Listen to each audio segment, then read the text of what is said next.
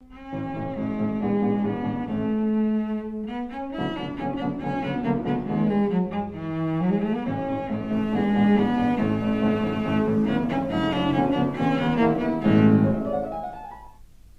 to the CEC Weekly Update, where you'll find all the news that the media is not fit to print. It's September 10, I'm Robert Barwick. Today, I ask the question, has Dick Smith been leaned on? We will also discuss the outcome of the federal election and Lindsay Tanner's defection to the corporate state. Firstly, has Dick Smith been leaned on? Now, last week I reported our debate challenge that Craig issued to Dick Smith on the question of whether Australia is overpopulated. Since that debate challenge has been issued, we've had some dramatic developments. Firstly, without any warning, on the evening of last Friday, our website was shut down all weekend. Now, we're not quite sure what's behind it, but this was not a technical shutdown, this was a decision to shut it down. The website's now back up, but it came within hours of us issuing our press release to Dick Smith, challenging him to a debate. In that time, Mr. Smith has gone to ground. He has not been engaging in the same back and forth with us as he was for the previous 2 weeks. This is highly unusual.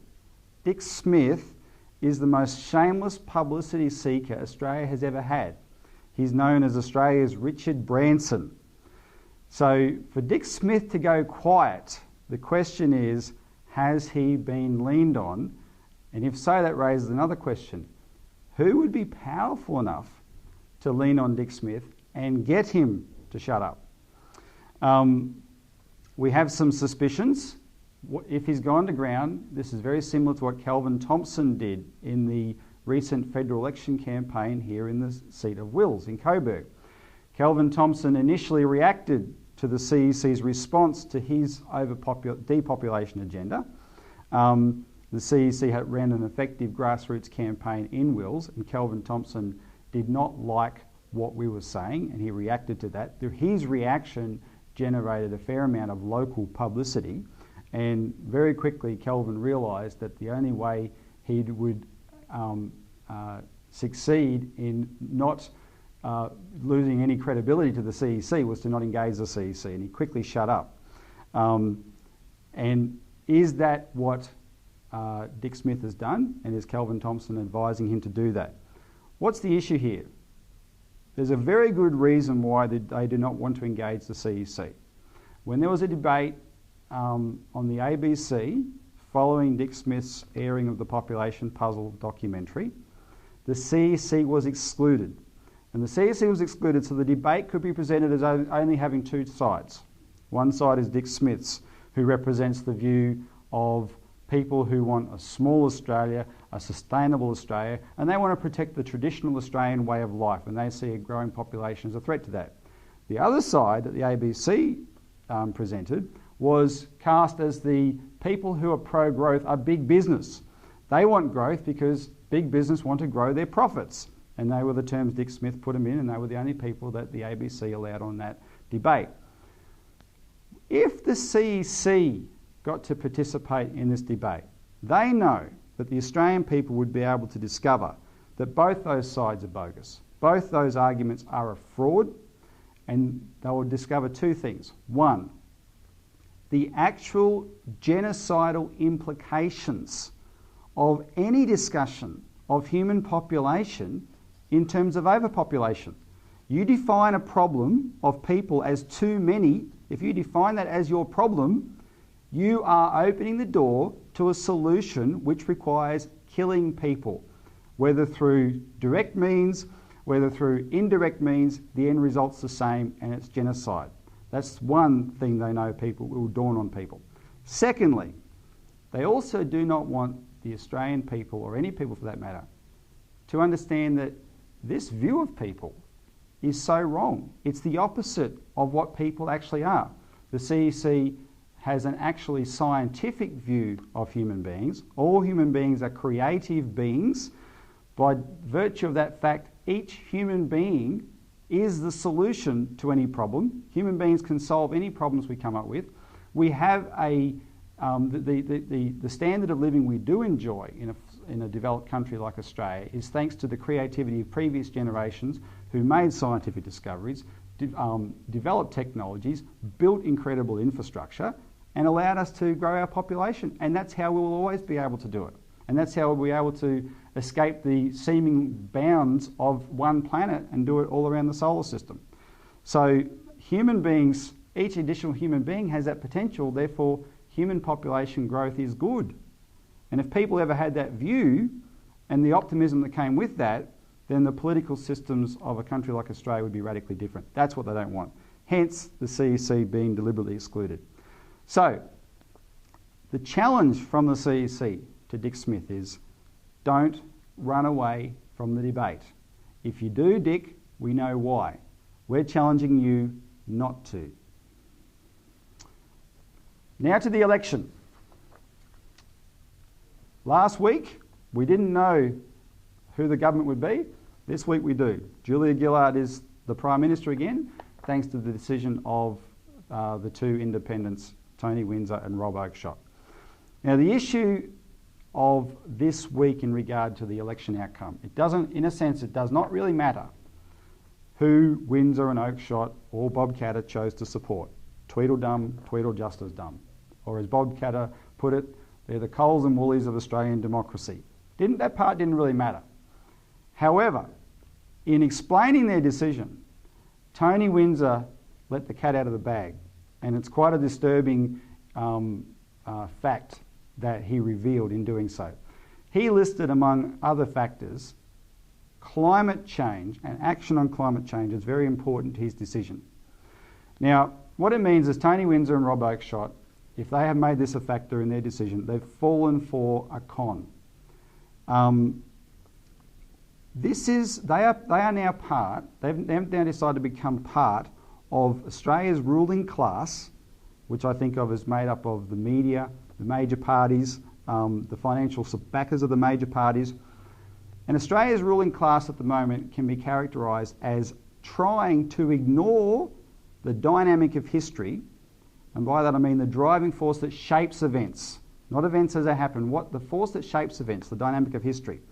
And that force is intimately tied up with the broad outlook of the general population. And by claiming that climate change is something that has to be acted on, Tony Windsor is ignoring the fact that this issue has been the defining issue in Australia for 3 years precisely because the Australian people rejected it. The people turned on it. We discussed this last week. In the context of the economic collapse and the massive cost of living pressures Australians are feeling, they rejected this as an agenda that they instinctively recognised as destructive to them. Yet, you wouldn't know that by reading the media. You wouldn't know that inside the fishbowl of Canberra, and they have fallen for that as well.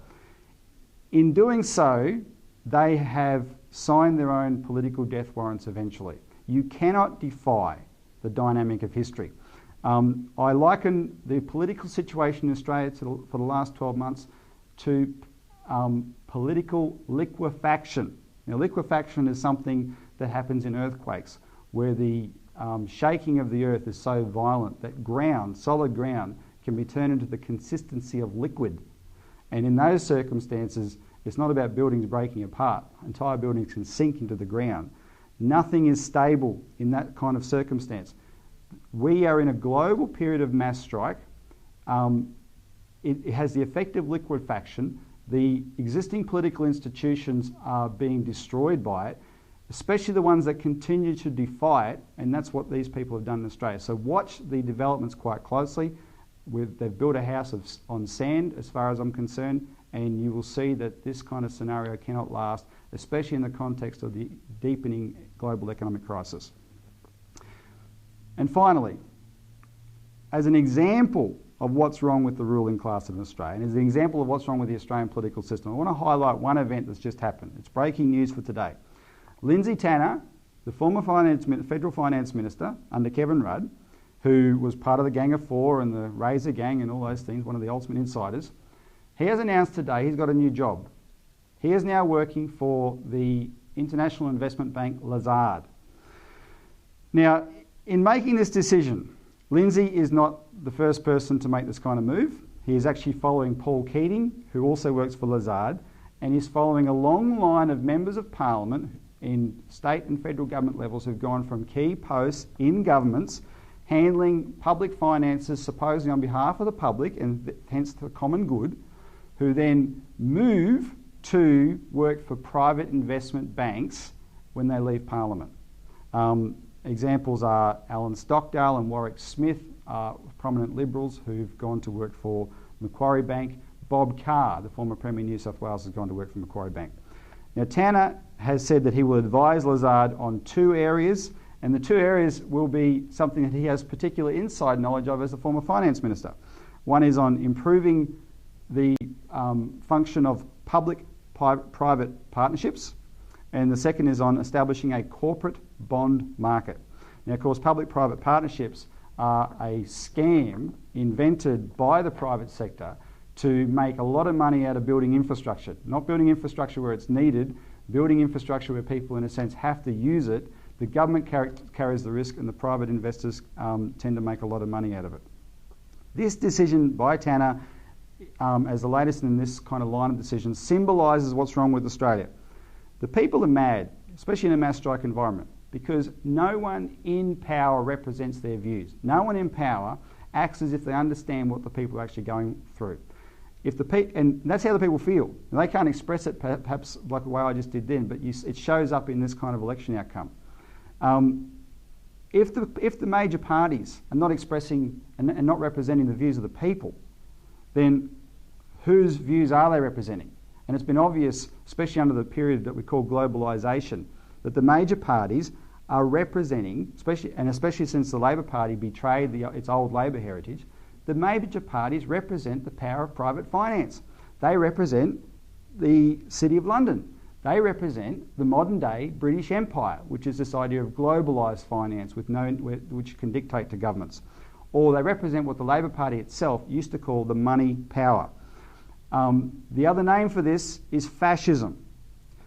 And I'll give you a quote. Franklin Roosevelt in 1938 said, "The liberty of a democracy is not safe if the people tolerate the growth of a private power to a point where it becomes stronger than their democratic state itself." That, in its essence, is fascism. Ownership of government by an individual, by a group, or by any controlling private power. And for the last 25 years or so, in the era of privatisation and deregulation, the power of government has shrunk and the power of private financial interests has ballooned out of all proportion. And for Tanner to make this shift is just continuing that process.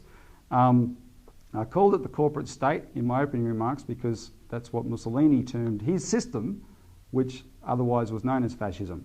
And not surprisingly, Lazard, this particular bank that Tanner has joined, Lazard's own history is intimately tied up with the rise of fascism in Europe. It was the lead bank in a syndicate in France called the CEC that sponsored the takeover of France by fascists pre-World War II, which established the Vichy regime. This was the Lazard Bank, and that's who Tanner's gone to join. The issue is, does the government serve the people or private finance? Now, this is, for more information on this, what I urge everyone to do is watching this, look for either on our website or the LPAC website, the new LPAC TV feature called The Takedown of Glass-Steagall. This will give you the background of what I've just talked about. It will also explain how the current financial crisis came about and prove to you that it's not over. So that's all for this week's update. Tune in next week for more developments.